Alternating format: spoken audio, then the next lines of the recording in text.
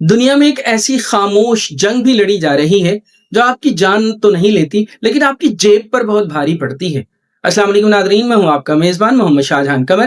آپ دیکھ رہے ہیں ہمارا YouTube channel T N W magazine.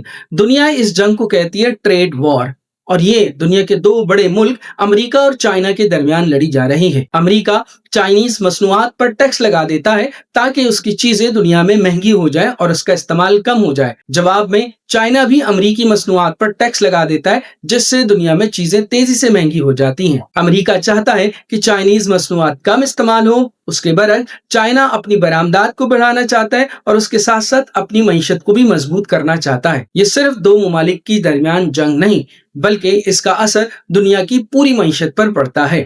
بظاہر دیکھا جائے پریکٹیکلی طور پر تو چائنا اس جنگ میں امریکہ پر سبقت لیتا جا رہا ہے، لیکن امریکہ بھی سر توڑ کوشش کر رہا ہے تاکہ وہ اپنی معیشت کو دنیا میں مضبوط کر سکے۔